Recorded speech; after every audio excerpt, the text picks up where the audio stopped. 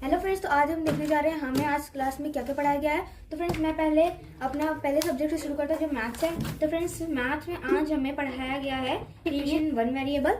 तो हमारा ये चैप्टर खत्म हो चुका है फ्रेंड्स। तो हम चलिए इस चैप्टर को जल्दी देख लेते हैं, इस चैप्टर में है क्या। हाँ, तो फ्रेंड्स ये रहा हमारा लीनियर इक्वेशन वन वेरिएबल।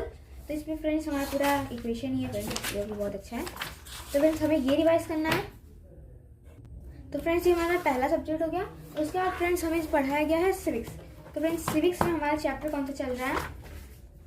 हमारा चैप्टर चल रहा है वुमेन चेंजेस द वर्ल्ड, जो कि फ्रेंड्स हमारा 5th चैप्टर है। देखिए यहाँ पे वुमेन चेंजेस द वर्ल्ड, हमारा growing up as boys and girls friends ये एक्सक्लूड कर दिया गया चैप्टर। तो हम आ जाते हैं अपने पेज नंबर 48 पर। तो फ्रेंड्स यही हमारा chapter women changes the world. तो फ्रेंड्स इसका एक्सप्लेनेशन खत्म हो चुका है। आज हमारे लास्ट 2 पेज का एक्सप्लेनेशन करवाया गया है। मुझे ये भी 3 पेज पढ़ने हैं। और उसके बाद फ्रेंड्स ये हमारा पहला क्वेश्चन करवाया गया है। देख लेते हैं क्वेश्चन क्या है। How do you think stereotype about that women can or can not do affect women's right to equality. तो फ्रेंड्स इसका हमारा आंसर, तो फ्रेंड्स ये हमारा आंसर है। क्वेश्चन था ये हाउ डज थिंक स्टीरियोटाइप वाला। तो इसका आंसर क्या है friend? Stereotype about women can or can not do affect women's right to equality. ये फ्रेंड इसी का क्वेश्चन का लिया है। देखिए stereotype about women can or can not do affect women's right to equality. और उसका पहला पॉइंट क्या है, इसमें पूछा है हाउ ना। तो पहला पॉइंट क्या है? They are considered inferior to man, उन्हें मैन से कमजोर समझा जाता है।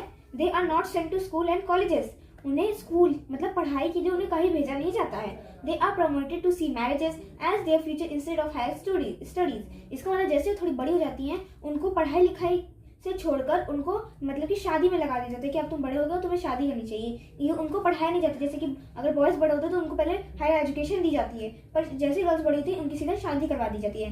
They are assigned household work, उनको हाउस होल्ड वर्क करने के लिए दे दिया जाता है कि तुम लोग ये वर्क करो। तो ऐसे जो है ये स्टीरियोटाइप बना है हमारी सोसाइटी में। तो यही हमारा पहला क्वेश्चन था फ्रेंड। बहुत ईजी था, अगर आप इसे समझ के पढ़ेंगे तो बहुत आसान होगा फ्रेंड्स। नेक्स्ट हमारा सब्जेक्ट था साइंस। तो फ्रेंड्स साइंस में हमारा चैप्टर चल रहा है transportation in animals and plants.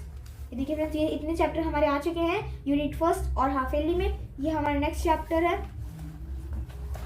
Unit 2 के लिए ट्रांसपोर्टेशन इन एनिमल्स और प्लांट्स और फॉरेस्ट लेवल लाइफलाइन। तो पहले आज हमारा ये चैप्टर ओवर हुआ है फ्रेंड्स। 70 पेज नंबर देख लेते हैं कौन सा है। यही है फ्रेंड्स हमारा चैप्टर। अगर आपको इस चैप्टर की एक्सप्लेनेशन चाहिए तो मैं उस पर वीडियो बना दूंगा, आप लोग कमेंट कर दीजिए। ये बहुत ही इंटरेस्टिंग चैप्टर है फ्रेंड्स, एक बार आपने पढ़ लिया आपको बहुत मजा आएगी। तो फ्रेंड्स ये हमारा पूरा हो चुका है। इसमें पूरे इतने कीवर्ड्स है फ्रेंड्स, देख सकते हैं आप इतने कीवर्ड्स को ये हमने पूरा लिखा है। अगर आपको चाहिए तो हम इसका भी अलग से वीडियो बना सकते हैं। तो फ्रेंड्स आप देख सकते हैं ये हमारा साइंस शुरू है transportation in animals and plants. तो फ्रेंड्स इसमें टोटल 29 कीवर्ड्स है। अगर आपको चाहिए तो हम इसका अलग से वीडियो बना देंगे एकदम अच्छे से फ्रेंड्स, ठीक है। तो ये हमारे पूरे 29 कीवर्ड्स हो गए फ्रेंड्स। इसके बाद ये रही हमारी एक्सरसाइजेस, ये टोटल हमारी एक्सरसाइजेस है फ्रेंड्स। उसके बाद अब आता है क्वेश्चन आंसर का पार्ट। तो फ्रेंड्स यहाँ हमने क्वेश्चन आंसर आज किए हैं। तो यहाँ हमारा पहला क्वेश्चन है why is transport of materials necessary in a plant और इन एनिमल एक्सप्लेन। मतलब कि कोई भी जो मटेरियल है वो एनिमल्स और प्लांट से ट्रांसपोर्ट होना क्यों जरूरी है। The transportation of material is necessary in plant और in animals because of the following reason. तो फ्रेंड्स यहाँ पे हमें 4 पॉइंट लिखे फ्रेंड्स। पहला पॉइंट क्या है? सारे लिविंग ऑर्गेनिज्म में जो सप्लाई ऑफ न्यूट्रिएंट होता है, मतलब कि किसी भी लिविंग ऑर्गेनिज्म के अगर आपको न्यूट्रिएंट सप्लाई करना है उनकी बॉडी में, सारे बॉडी पार्ट्स में, तो ये ट्रांसपोर्टेशन के जरिए होता है। अगर आपने किसी मतलब लीफ के एक पार्ट में खाना बनता है तो अगर आपको उसके सारे पार्ट में पहुंचाना है तो उसके लिए आपको ट्रांसपोर्टेशन करना पड़ेगा। तो ये पॉइंट जरूरी है, नहीं तो कहीं और आपको मटेरियल जाएगा ही नहीं, या तो वाटर या मिनरल नहीं जाएगा। फिर क्या है? The waste product which is toxic is remove from the body through transportation. अब जो वेस्ट बना बॉडी में, हमारे जो ह्यूमन बॉडी में वेस्ट बनता है वो भी तो ट्रांसपोर्टेशन के जरिए ही निकलेगा। तीसरा पॉइंट है transportation allows exchange of gases. हम ट्रांसपोर्टेशन मतलब अगर हम कार्बन डाइऑक्साइड बाहर निकालेंगे तभी तो ऑक्सीजन अंदर लेंगे, तो इससे हम ट्रांसपोर्टेशन से गैसेज का भी एक्सचेंज कर सकते हैं। It also helps in supply of water in all parts of the body.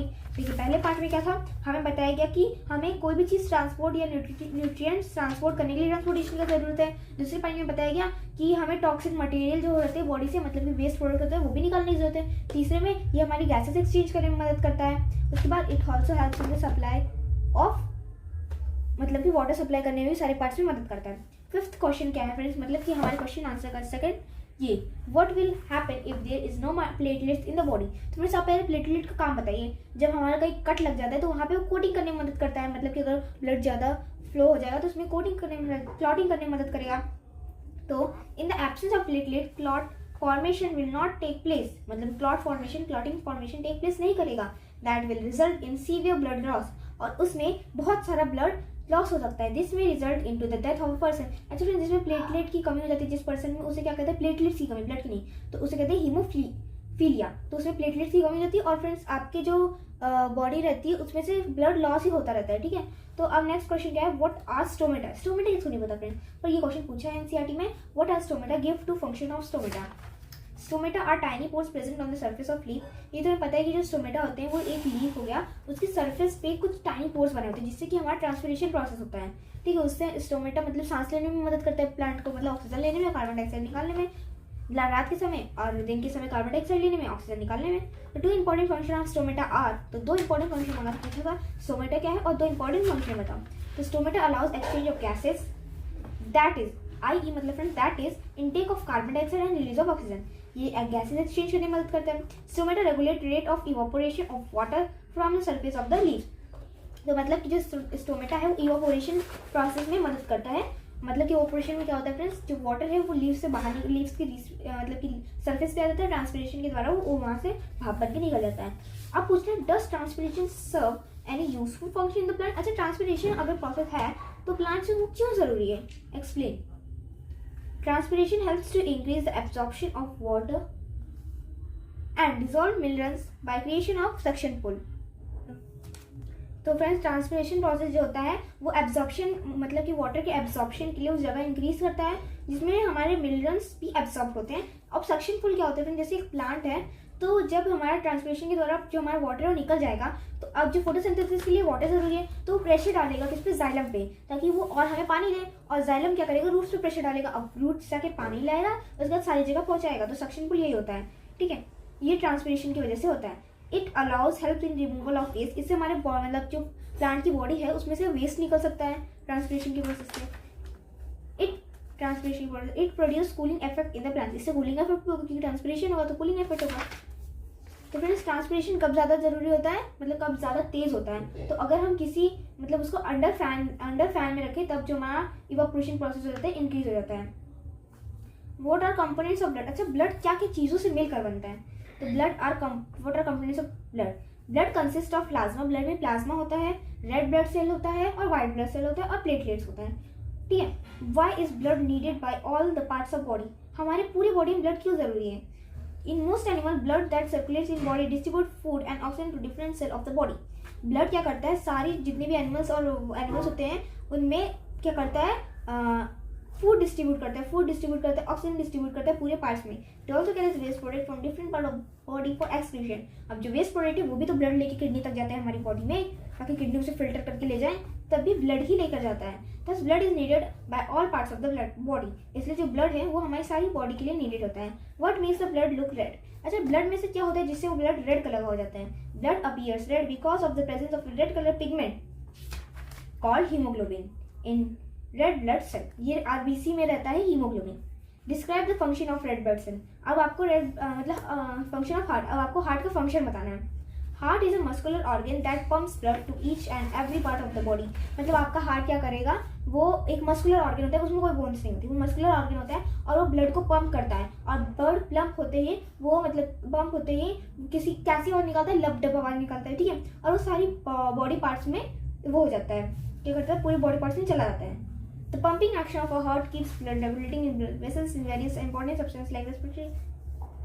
तो बोल रहा है कि आपका जो ब्लड पंप होता है, तो जो ब्लड होता है वो पूरे वेसल्स में होते हुए हर जगह पे जरूरी सब्सटेंसेस पहुंचाता है, जैसे कि वो ऑक्सीजन को कैरी करता है, कार्बन डाइऑक्साइड को कैरी करता है। अब हार्ट में क्या होते हैं, 2 आर्टरिया होते हैं और 2 वेंट्रिकल होते हैं जो कि कॉन्ट्रैक्ट और रिलैक्स करते हैं रिदमिकली, मतलब कि लबडब आवाज निकालते हैं, मतलब कि रिदमिकली जो हमारा हार्ट है वो क्या करता है, फ्लो करता रहता है। It gives rise to heartbeat. और यही क्या होता है, हार्ट बीट का वो होता है, मतलब कि जब रिदमिकली होगा लबडब आवाज निकलती है तो उसे क्या कहते हैं, हार्ट बीट कहते हैं।